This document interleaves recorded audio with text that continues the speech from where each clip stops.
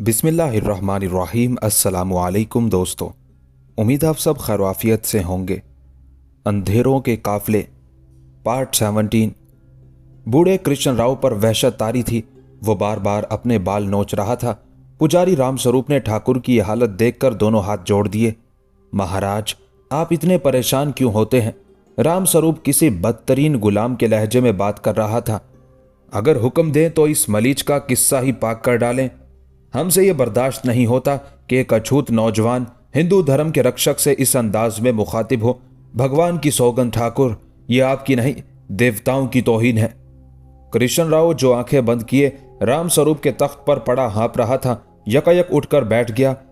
ये काम मेरे नज़दीक बहुत सहल है कि उसकी गर्दन को जिस्म से जुदा कर दूं, मगर इस तरह मेरे इंतकाम की आग नहीं बुझेगी। मैं उसे एक मुजरिम की हैसियत से जिंदा रखना चाहता हूं, यहां तक कि वो एक दिन मेरे कदमों पर अपना सर झुका दे और मुझसे रो रो कर जिंदगी की भीख मांगे। ऐसे कोई आसार नजर नहीं आते ठाकुर, पुजारी रामस्वरूप ने अपनी राय का इजहार करते हुए कहा। वो बहुत सरफिरा नौजवान है, मैं नहीं समझता कि वो झुककर आपके चरण छू ले। ये कैसे मुमकिन है पुजारी? कृष्ण राव की दोनों मुट्ठियां भींची हुई थी और उसके चेहरे पर नीली रगों का एक जाल सा फैला हुआ नजर आ रहा था। तेरे ठाकुर को उसके इरादों में कभी शिकस्त नहीं हुई। वो जिस तरह चाहता है अपनी बात मनवा लेता है। इस हरामजादे को भी कृष्ण राव की मर्जी के मुताबिक जीना होगा, वरना जिंदगी इससे इस तरह रूठ जाएगी जिस तरह एक भिखारी से किस्मत खफा हो जाती है। कृष्ण राव आसाबी तौर पर इस कदर मुंतशिर हो चुका था कि उसकी जबान भी बेकाबू हो गई थी और वो बराह रास्त गालियों पर उतर आया था। पुजारी रामस्वरूप घबरा गया। उसने एक बार फिर दोनों हाथ जोड़ते हुए कहा, ठाकुर, आप अपने जहन पर इतना बोझ ना डालें, इस वक्त आपको आराम की जरूरत है। कृष्ण राव पुजारी का इशारा समझ गया था। वो कांपते जिस्म के साथ उठा और लरसते कदमों से तहखाने के एक मखसूस कमरे में चला गया। रामस्वरूप ने फौरी तौर पर उसे शराब से लबरेज प्याला पेश किया, जिसे ठाकुर किसी प्यासे जानवर की तरह पी गया।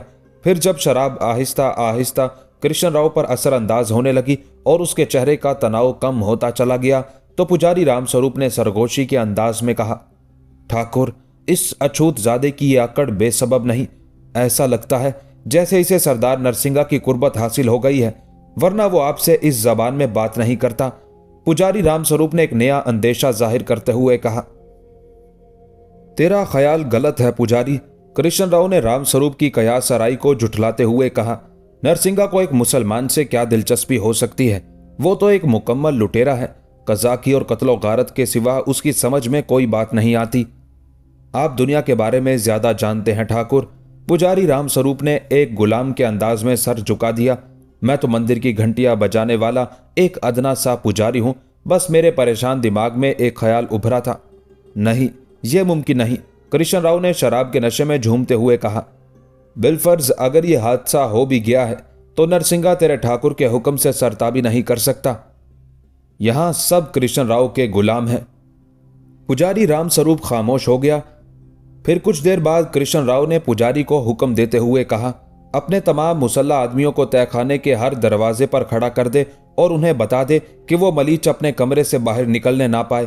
पुजारी रामस्वरूप ठाकुर के हुक्म की तामील में खड़ा हो गया और रामा राव को मेरे पास भेज दे। कृष्ण राव ने लहराते हुए कहा, रामा के आते ही सब कुछ ठीक हो जाएगा। रामा इस वक्त कहाँ है ठाकुर? रामस्वरूप ने बहुत आजिजाना लहजे में पूछा।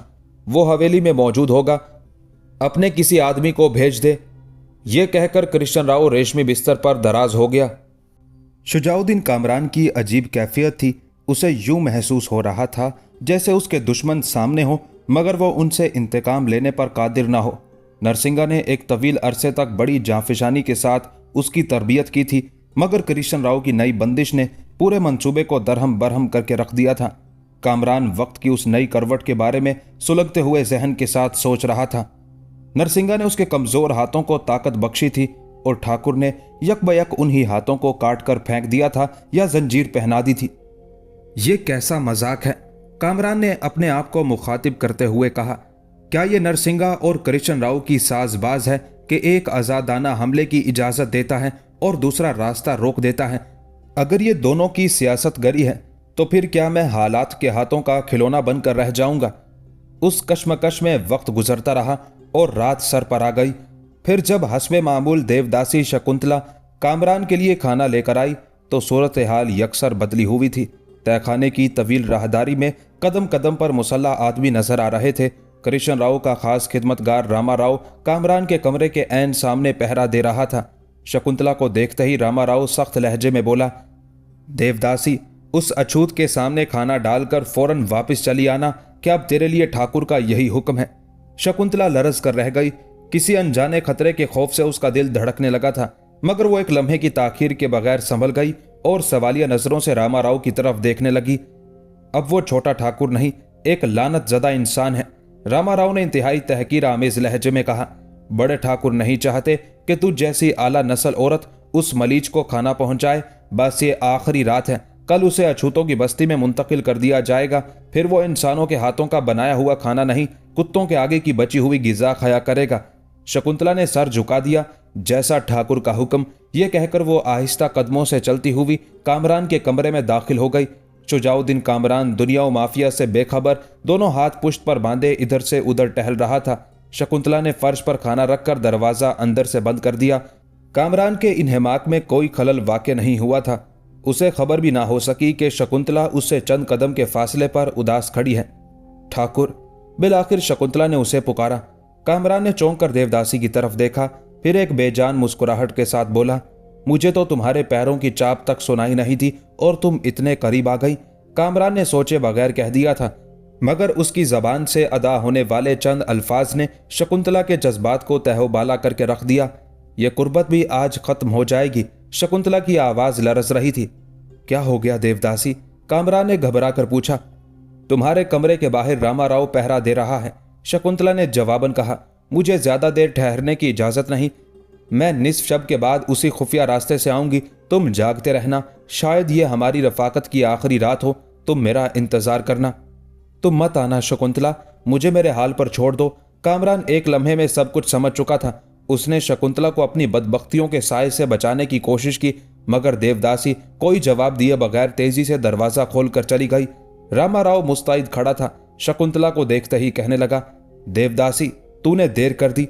रामा राव के चेहरे पर शक की परछाइयां लरज रही थी। शायद तूने उसके साथ जानवरों जैसा सलूक नहीं किया।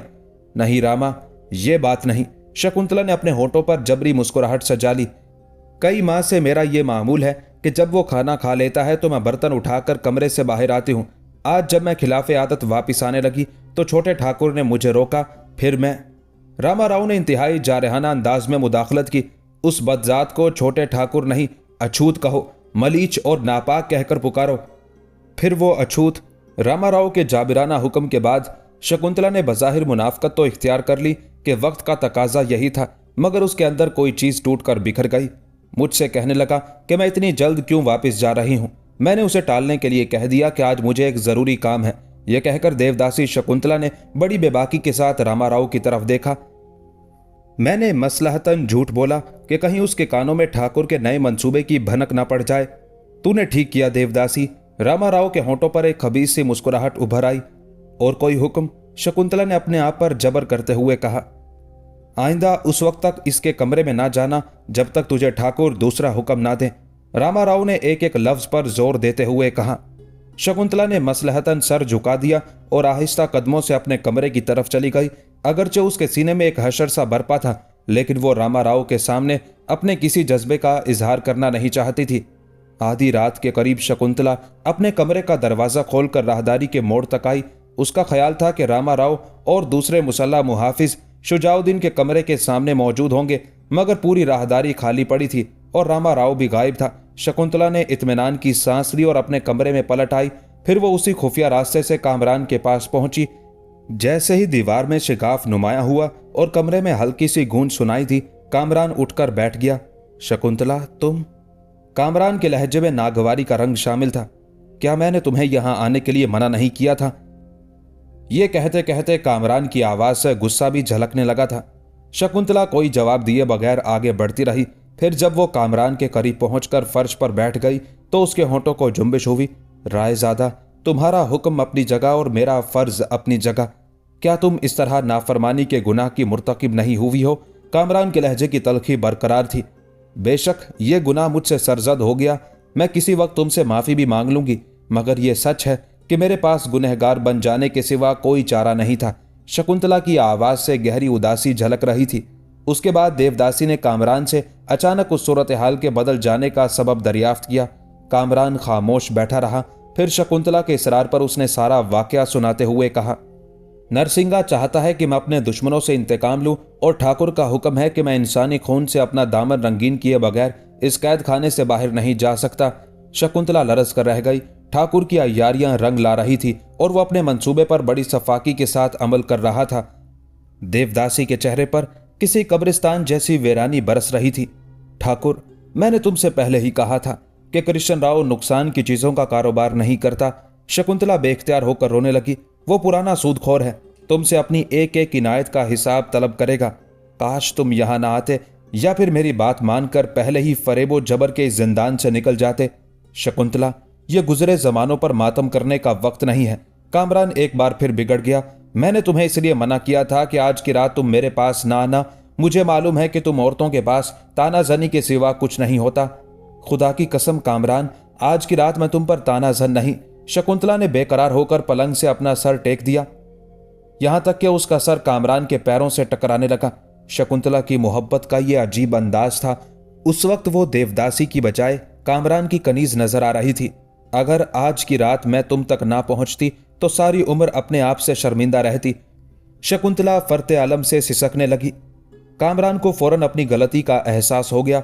माफ करना शकुंतला, हालात ने मुझे बहुत नागवार और तल्ख बना दिया है। रायजादा, मुझे तुमसे कोई शिकायत नहीं। शकुंतला ने घबराकर कामरान की तरफ देखा। उसकी आंखें आंसुओं से तर थी। तुम सारी दुनिया के लिए नाकाबिले बर्दाश्त हो सकते हो, मगर मैं तुम्हारी कुर्बत पर नाज करती हूं। मगर मैं तुझे कुछ नहीं दे सकता देवदासी। यह कहते कहते कामरान का चेहरा धुआं हो गया और उस धुएं से यास्मीन खानम का हसीनो पुरवकार चेहरा उभरने लगा। मैंने तुमसे कुछ तलब भी तो नहीं किया, सिवाय इसके कि तुम अपने मकसद में कामयाब हो और इज्जतमंदाना जिंदगी बसर करो।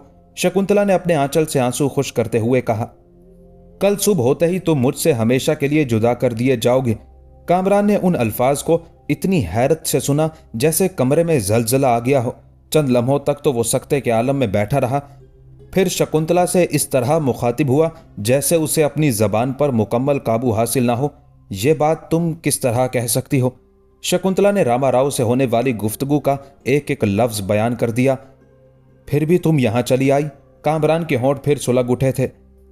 अगर इस वक्त रामा राव या खुद ठाकुर यहां चलाए तो जानती हो कि इसका अंजाम क्या होगा। रामा राव को इस रास्ते का पता नहीं। शकुंतला ने अपने दिल की खलिश को जब्त करते हुए कहा, सिर्फ ठाकुर जानता है कि मेरे और इस कमरे के दरमियान एक खुफिया रास्ता भी मौजूद है। बिलफर्ज अगर ठाकुर यहां पहुंच गया, कामरान ने उसी तलखी के साथ सवाल किया, तो कोई फर्क नहीं पड़ेगा रायजादा। शकुंतला ने ठहरे हुए लहजे में जवाब दिया, कुछ दिन पहले तक मुझे अपने कांधों पर यह सर एक बारे गिरा महसूस होता था, मगर आज इस सर को इसकी मंजिल मिल गई है। तुम्हारे कदमों को छू लिया, सर की कीमत अदा हो गई। अब अगर यह कट भी जाए तो कोई गम नहीं होगा। शुजाउद्दीन कामरान नए कर्ब का शिकार हो गया था। शकुंतला की उस वालेहाना मोहब्बत ने उसके मजबूर कदमों में एक और जंजीर डालने की कोशिश की थी। वो उड़ी हुई रंगत और खौफजदा आंखों के साथ दीवार के उस शिगाफ की तरफ देख रहा था जिससे गुजरकर शकुंतला नए मक्तल की तरफ आई थी। शकुंतला कामरान को खामोश पाकर दोबारा बोल उठी, ठाकुर, ये रात ख्यालों की दुनिया में गुम हो जाने की रात नहीं। कामरान चौंक कर शकुंतला की तरफ देखने लगा। उसकी आंखों में किसी बुझे हुए चराग जैसी रोशनी थी। फिर तुम ही बताओ मैं क्या करूं? कामरान की आवाज बहुत थकी हुई महसूस हो रही थी। मैं अपने नफ्स की खातिर किसी बेगुनाह को कत्ल नहीं कर सकता। ठाकुर का यह मुतालबा एक गैर इंसानी मुतालबा है। मुझे यह मंजूर है कि मैं सारी उम्र इंतकाम की आग में झुलसता रहूं, मगर यह गवारा नहीं कि अपनी प्यास बुझाने के लिए इंसानी खून के दरिया बहा दूं। ठाकुर तुमसे यही चाहता है। बिलाखिर शकुंतला ने कृष्ण राव का आखिरी राज भी फाश कर दिया। पहले वो तुम्हें एक जफा पेशा कजाक बनाएगा, फिर तुम्हारे ही हाथों से वो कायम खान राजपूत और दूसरे मुसलमानों का कत्ल कराएगा। उसके बाद तुम उसके इशारों पर रक्स करोगे।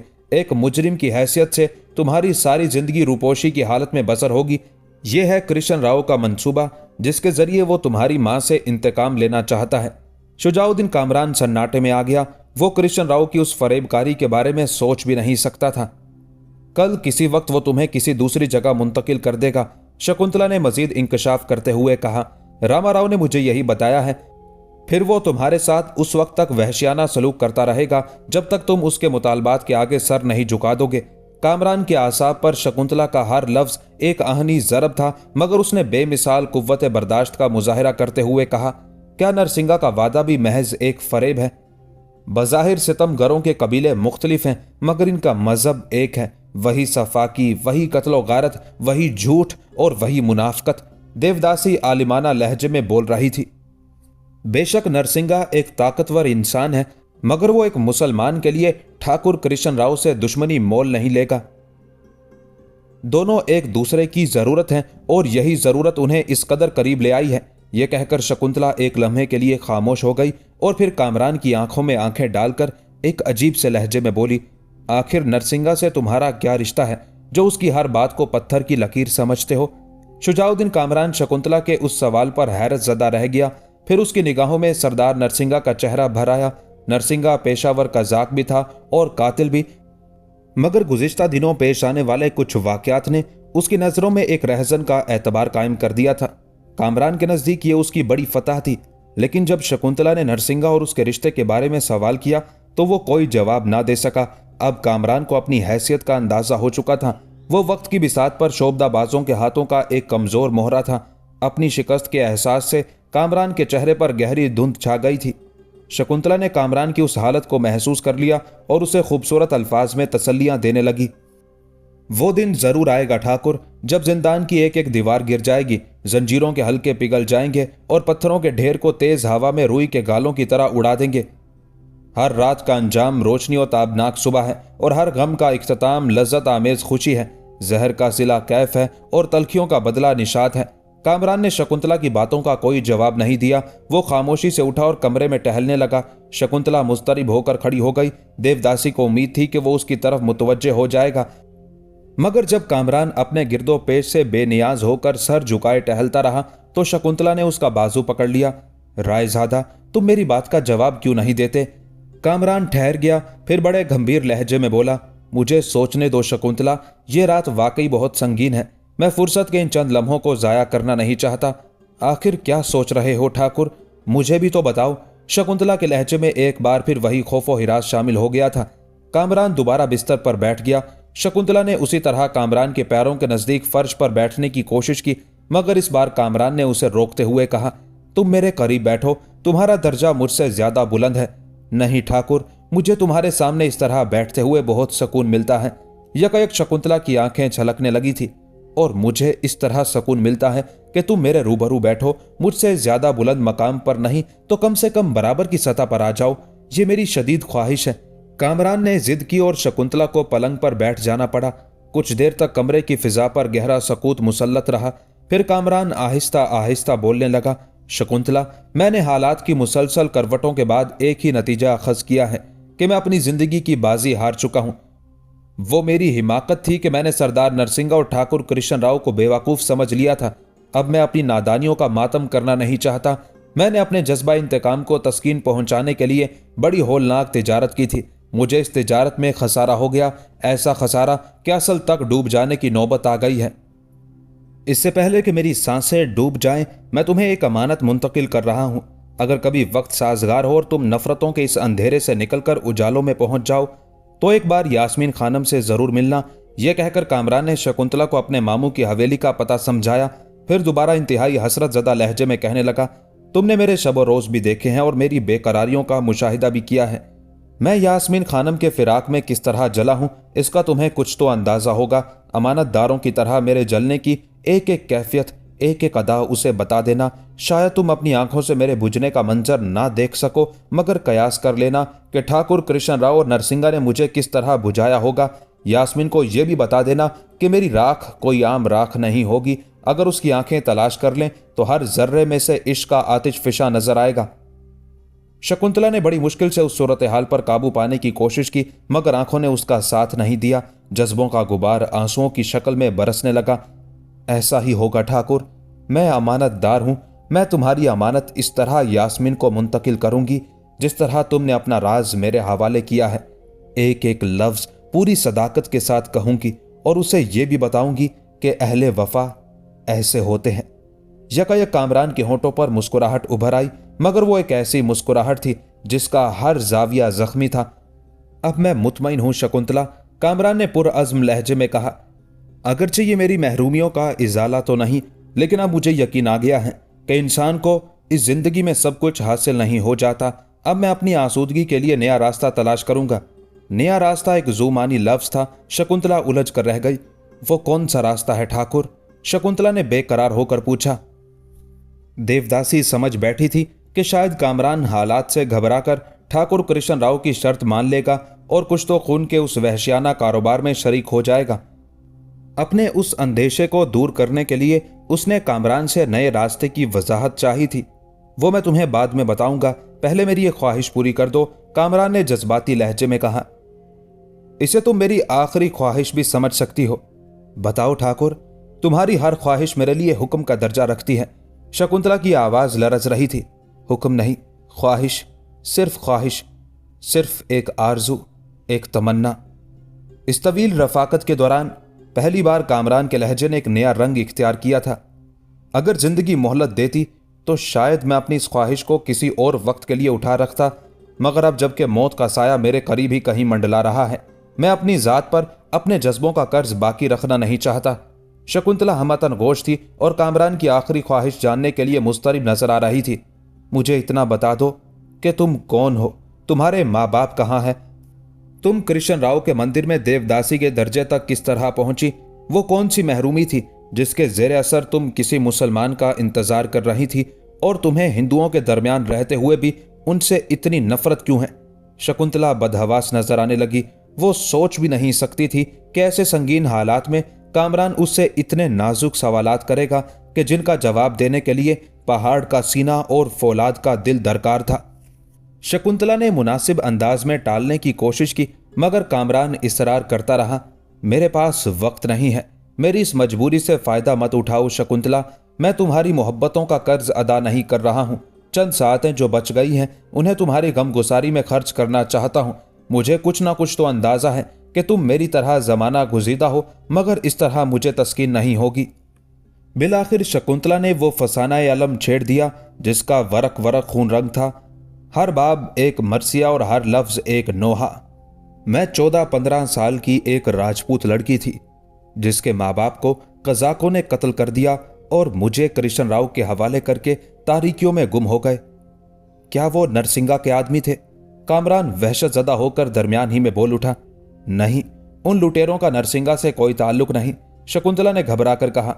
वो कामरान को किस तरह बताती कि नरसिंगा के आदमियों ने नहीं, खुद नरसिंगा ने उसके माँ बाप को कत्ल किया था, फिर उसे अपनी हवस का निशाना बनाकर बड़े मंदिर में कृष्ण राव के पास छोड़ गया। शकुंतला ने कामरान के सामने मसलहतन नरसिंगा का नाम नहीं लिया था। उसे खौफ था कि कहीं कामरान मुश्तइल ना हो जाए और फिर जोश जज्बात में उससे उलझ पड़े। इस तरह कामरान की जिंदगी को एक और खतरा लाहक हो सकता था। शकुंतला ने झूठ बोलकर अपनी हद तक उस खतरे को टालने की कोशिश की थी। फिर कृष्ण राव ने तुम्हारे साथ क्या सलूक किया? कामरान ने शकुंतला को खामोश पाकर सवाल किया। कृष्ण राव ने मुझे मजहबी तालीम दिलाई और फिर मुझे देवदासी बना दिया। शकुंतला बड़ी हिम्मत से हकाइक के उस जहर को पीने की कोशिश कर रही थी। देवदासी किसे कहते हैं? अचानक कामरान ने एक सवाल कर दिया। वो जो देवताओं की कनीज हो और पुजारियों की खिदमत करे। शकुंतला उस अजियतनाक सूरत हाल से खामोशी के साथ गुजर जाना चाहती थी, इसलिए उसने कृष्ण राव की सफाकियों पर पर्दा डाल दिया।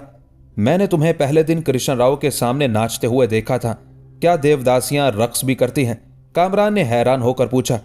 रक्स फिर रक्स है, देवदासियां तो इससे भी गलीज काम करती हैं। इंतहाई कोशिश के बावजूद शकुंतला की जबान लड़खड़ा गई, मगर उसने फौरन ही बात बदलने की कोशिश की। मेरे कहने का मकसद यह है कि हिंदू मजहब में रक्स और मौसीकी इबादत का दर्जा रखती हैं। कामरान ने शकुंतला की उस दलील को कबूल नहीं किया। मैं जानता हूं कि देवदासी किसे कहते हैं और कृष्ण राव ने तुम्हारे साथ क्या सलूक किया। ठाकुर, मेरे माजी को दफन कर दो, मैंने भी इसे मिट्टी के ढेर के नीचे दबा दिया है। शकुंतला रोने लगी। मेरी चिता की राख को जमा ना करो, इससे एक बहुत बदसूरत औरत जन्म लेगी। सर से पांव तक गुनाहों की कीचड़ में लिथड़ी हुई एक मजबूर औरत। खुदा के लिए कामरान, कब्र खोदकर मेरी लाश बाहर ना निकालो कि इसके बाद तुम्हें मुझसे नफरत हो जाएगी। मैं तेरी नहीं, कृष्ण राव की असल शक्ल देखना चाहता हूं। शिद्दत जज्बात से कामरान का चेहरा जलने लगा। खुदा का वास्ता ना दे शकुंतला कि आज की रात मुझ पर बहुत भारी है। कुछ नहीं, बस वो मुझे अपने सामने नचाकर जलील करता है। शकुंतला ने एक बार फिर झूठ बोलकर कामरान के भड़कते हुए जज्बात को सर्द करने की कोशिश की। तुम्हारी जबान और चेहरे में कोई मेल नहीं। कामरान की आवाज यकायक बुलंद हो गई थी। तुम उस शख्स से झूठ बोल रही हो शकुंतला, जिसका मजहब सच है और जो सच की खातिर यहां तक आ पहुंचा। बस अब तुम जाओ। मैं तुम्हारा शुक्रगुजार हूं कि तुमने मेरी ख्वाहिश का एहतराम किया, मगर फिर भी सच्चाई कुछ और है। अगर जिंदा रहा तो किसी की मदद के बगैर इस सच्चाई को तलाश कर लूंगा। कामरान के चेहरे पर सारी दुनिया की नफरतें ओद कर आई थी। मैंने तुम्हारे एतराफ के बगैर भी कृष्ण राव को पहचान लिया है। यह कहकर शुजाउद्दीन कामरान ने उठने की कोशिश की। शकुंतला ने पूरी ताकत से उसका दामन पकड़ लिया। कामरान आगे बढ़ा, यहां तक कि उसके पैराहन का टुकड़ा शकुंतला के हाथों में आ गया। मैं कृष्ण राव की दाश्ता हूं कामरान। बिलाखिर शकुंतला चीख उठी, ऐसी दाश्ता जो ठुकराई जा चुकी, अब जिसका फर्ज मनसबी यह है कि तुम्हें खींचकर गुनाहों की दलदल में उतार दूं। कृष्ण राव ने मुझे यही जिम्मेदारी सौंपी थी। यह कहकर शकुंतला ने कामरान के पैराहन के उस टुकड़े को आंखों से लगा लिया और सिसक सिसक कर रोने लगी। कामरान पलट आया और उसने आगे बढ़कर शकुंतला के सर पर दोनों हाथ रख दिए। फिर एक एक लफ्ज पर जोर देते हुए बोला, कृष्ण राव मेरे मजहब का दुश्मन, मेरी मां के जज्बों का कातिल, तेरी आबरू का रहजन, अब उसका कत्ल मुझ पर वाजिब हो गया है। यही वो नया रास्ता है जिसे मैं इख्तियार करने जा रहा हूं। शकुंतला के बहते हुए आंसू थम गए और उसकी खूबसूरत आंखें पथरा कर रह गई। खौफ दहशत की ज्यादती से वो पत्थर के एक मुजस्मे में तब्दील हो गई थी। शकुंतला के हाथों में शुजाउद्दीन कामरान के पैराहन का टुकड़ा था और वो सख्ते किसी कैफियत में रायज़ादा को देखे जा रही थी। अब मेरे गुनाहों का कफ़ारा इसी तरह अदा हो सकता है कि मैं कृष्ण राव के बूढ़े मगर नापाक जिस्म को टुकड़ों में तब्दील कर दूं। कामरान के लहजे में सारी दुनिया की नफरतें सिमट आई थी। नहीं ठाकुर, खुदा के लिए नहीं। शकुंतला दोबारा चीख उठी, मुझे अंदाजा था कि तुम इस सदमे को बर्दाश्त ना कर सकोगे और पहले से ज्यादा मुश्तइल हो जाओगे। सवाल मेरे इश्तियाल का नहीं, उसूल और कानून का है। हैरत अंगेज तौर पर कामरान के लहजे में ठहराव आ गया था। मैं कृष्ण राव से अपनी मां की तौहीन का इंतकाम लेना चाहता था, मगर वो इंतकाम इसी हद तक होता कि उसने जो कुछ बोया था वही काट लेता। मैं उसकी गर्दन में तोके रुसवाई डाल देता और फिर उसे किसी कुत्ते की तरह दहली की गलियों में खींचता फिरता। फिर जब तुमने बताया कि वो मेरे मजहब का दुश्मन है और मुझे मुसलमानों के खिलाफ इस्तेमाल करना चाहता है, तो उसका कत्ल फर्ज हो गया। शुजाउद्दीन कामरान शकुंतला की आंखों में आंखें डालकर बोल रहा था। और फिर जब मुझ पर यह राज फाश हुआ कि वो तुम्हारी आबरू का लुटेरा है, तो फिर उसका एक और कत्ल मुझ पर वाजिब हो गया। मैं उसे 2 बार हलाक करना चाहता हूं। तुम उसे 2 बार किस तरह कत्ल करोगे ठाकुर? शकुंतला तेज आंधी में किसी कमजोर शाख की तरह कांप रही थी। मैं जानता हूं कि अगर किसी इंसान पर एक बार मौत नाजिल हो जाए तो वो दोबारा जिंदा नहीं होता, लेकिन मैंने तय किया है कि अपने दिल को सुकून पहुंचाने के लिए कृष्ण राव को रुक रुक कर कत्ल करूंगा। उसके जिस्म को कई मरहलों में अपनी शमशीर का हदफ बनाऊंगा, यहां तक कि वो सिसक सिसक कर दम तोड़ देगा। यही उसकी दोहरी मौत होगी और यही उसका दोहरा कत्ल होगा। बस इसी तरह मैं अपनी कसम पूरी कर सकता हूं। बेशक वो मेरा गुनहगार है, लेकिन क्या तुम मेरी खातिर उसे माफ नहीं कर सकते? शकुंतला ने दोनों हाथ जोड़ दिए और फर्श की तरफ झुकने लगी। कामरान ने उसके दोनों बाजू पकड़कर खड़ा किया और पूरी ताकत से शकुंतला के जोड़े हुए हाथों को अलग कर दिया। अब तुम मुसलमान हो, फिर अपने ही हम जिन्स के सामने हाथ जोड़ने और पैरों को छूने की यह काफिराना आदत क्यों? कामरान के लहजे में गुस्सा भी था और शदीद एहतजाज भी। सर उठाकर कैसे चलूं ठाकुर कि बचपन से झुकना ही सीखा है।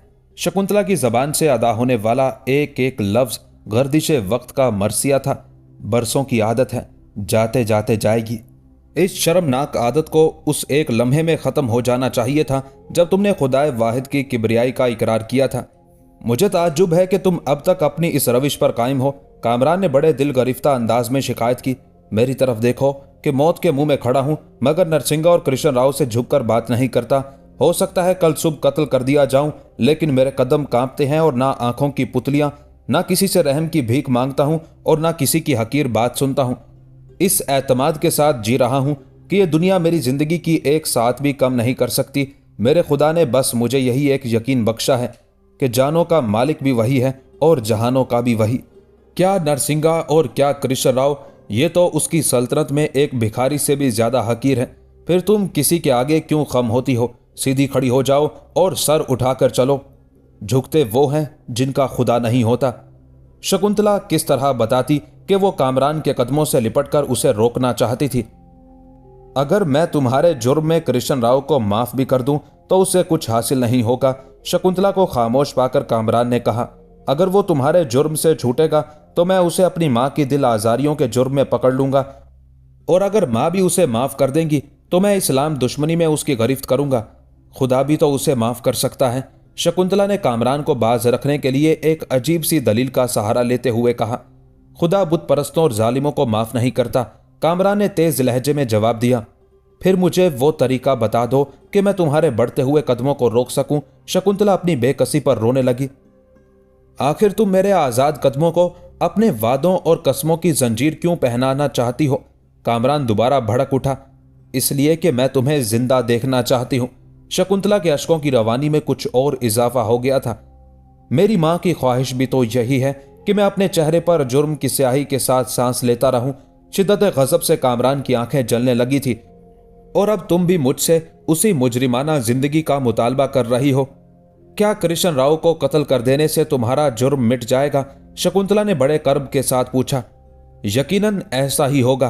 कामरान ने अपने हाथ को फिजा में लहराते हुए कहा, जब मेरे हाथ कृष्ण राव के खून से रंगीन होंगे और मुझे शाह की अदालत में पाबा जंजीर लाया जाएगा तो मैं एहसासे फख्र के साथ कहूंगा कि सुल्तान ये मैं हूं, राय शुजाउद्दीन कामरान, शहीदों और गाजियों की औलाद, जिसे काजी इमादुद्दीन और कायम खान राजपूत की साजिशों ने मुजरिम ठहराया, मगर आज उसी की शमशीर आबदार ने एक बड़े दुश्मन इस्लाम को खाको खून में मिला दिया। फिर दुनिया को मेरी बेगुनाही का यकीन आ जाएगा। शकुंतला की मजबूरियां नाकाबिले बयान थी। कामरान ने अपने रास्ते पर जाने के लिए एक और दलील तराश ली थी, मगर तुम कृष्ण राव तक किस तरह पहुंचोगे? शकुंतला ने कामरान को रोकने की एक और नाकाम कोशिश की। मैं उससे झूठ बोलूंगा, कामरान ने बेसाख्ता कहा। मैं कुछ दिन के लिए मसनूई तौर पर उसकी पेशकश कबूल कर लूंगा, फिर जब वो फरेब में मुब्तला होकर मेरे करीब आ जाएगा तो मैं उसका काम तमाम कर दूंगा। क्या उसके बाद तुम कृष्ण राव के आदमियों से महफूज रह सकोगे? शकुंतला के लहजे में उस गुस्से की झलक थी जो शदीद मोहब्बत का दूसरा अक्स होता है। हाँ, मैं अपने अंजाम से बाखबर हूं। कामरान की आवाज से गहरी तमानियत का इजहार हो रहा था। शायद उसके पाले हुए भेड़िए मेरे जिस्म को इस तरह नोच डालें कि मैं पहचाना भी ना जाऊं। क्या यह मौत एक अहमक इंसान की मौत नहीं होगी? शकुंतला ने एक नए जाविये से कामरान को कायल करना चाहा। जब तुम दरबार शाही तक पहुंच ही ना सकोगे तो फिर कौन सी अदालत को बताओगे कि तुम बेकसूर हो और अपनी नाकर्दा गुनाही का दाग धोने के लिए तुमने ये कारनामा अंजाम दिया है? कामरान के पास उन सवालों का कोई जवाब नहीं था। वो बेचारगी के आलम में शकुंतला का मुंह देखने लगा। फिर तुम ही बताओ कि मैं क्या करूं? कामरान शदीद मायूसी की कैफियत से दो चार था और बार बार अपने हाथ मल रहा था। तुम आर्जी तौर पर कृष्ण राव की पेशकश कबूल कर लो, शकुंतला ने मशवरा देते हुए कहा। तुम्हारा मतलब है कि बेगुनाह इंसानों का कत्लेआम करूं? कामरान ने झुंझलाकर पूछा। कुछ तो खून के खेल में शरीक ना हो, मगर मौका मिलते ही यहां से फरार हो जाओ। शकुंतला ने अपने मशवरे की वजाहत की। फरार के लिए कुशादा रास्ते तो कुजा, अगर एक सुराख भी खुला होता तो मैं अब तक बहुत दूर जा चुका होता। कामरान अपने आप से बेजार नजर आ रहा था। कृष्ण राव तुम्हें कजाकी के लिए इस्तेमाल करना चाहता है। शकुंतला का बेकरार जहन बहुत तेजी से उस संगीन मसले का हल तलाश कर रहा था। तुम कुछ दिन के लिए उसके आला कार बन जाओ, लोगों को लूटने की बजाय सिर्फ तमाशाई की हैसियत से कत्लो गारत के उस बाजार में खड़े रहो। क्या वो अय्यार ठाकुर मुझे महज एक तमाशाई बन जाने देगा? कामरान बीच में बोल उठा। शुरू में तुम अपनी नौ मशकी का उजर पेश कर सकते हो। शकुंतला ने बड़ी जिहानत से कामरान की दलील को मुस्तरद कर दिया। ठाकुर तुम्हारे उस उजर को तस्लीम कर लेगा कि तुम अभी गारतगरी के कारोबार से नाआशना हो। यह बहाना साजी तुम्हें इतनी मोहलत फराहम कर देगी कि तुम इन लुटेरों के नरगे से निकल जाओ। फिर मैं क्या करूंगा? कामरान ने एक और सवाल किया। तुम अपने सुल्तान के दरबार में रसाई हासिल करके उसे कृष्ण राव और नरसिंगा की जेर जमीन साजिशों की खबर दो। यह किसी अकेले शख्स का काम नहीं, हुकूमत ही इस फितने को कुचल सकती है। शकुंतला कामरान को एक नया रास्ता दिखा रही थी। अगर तुम्हारी इत्तला पाकर हुकूमत किसी कार्रवाई के लिए आमादा हो गई तो शायद तुम्हें भी कोई एजाज हासिल हो जाए और इस तरह तुम्हारे मामू का मंसूबा उसी के मुंह पर उलट जाए। कामरान के दिमाग में एक बर्क सी लहराई, मगर फौरन ही बुझ गई। मैं सुल्तान के दरबार तक किस तरह पहुंचूंगा? कामरान ने इंतहाई तासुफ के साथ कहा, मैं तो किसी अमीर के दरवाजे तक भी नहीं जा सकता, और अगर किसी तरह रसाई हासिल भी कर लूं तो मेरी सुनेगा कौन? मैं तो सबकी नजरों में एक मुजरिम हूं। शकुंतला के चेहरे पर भी अक्से मलाल उभर आया और वो गहरी सोच में डूब गई। वो कामरान को जबर के उस जिंदान से निकालने के लिए कोई और रास्ता तलाश कर रही थी। क्या मेरी हुकूमत में वाती लुटेरों की इस गारतगरी से वाकिफ नहीं? कामरान अचानक बोल उठा। दिल्ली और उसके गिरदो नवाह में रहने वाला एक एक फर्द जानता है कि मौत के ये ताजिर कैसे भयानक कारोबार में मसरूफ हैं। उस आगाही के बावजूद हुकूमत इन कज़ाकों के खिलाफ अब तक कोई कदम ना उठा सकी। ऐसा लगता है कि सुल्तान भी सो रहा है और उसके कारिंदे भी। जब किसी मुल्क का हुक्मरान सो जाए तो फिर जमीन नरसिंगा और कृष्ण राव ही पैदा करती है। यह कहते कहते कामरान को महसूस हुआ जैसे उसका पूरा जिस्म किसी नादीदा आग में जल उठा हो।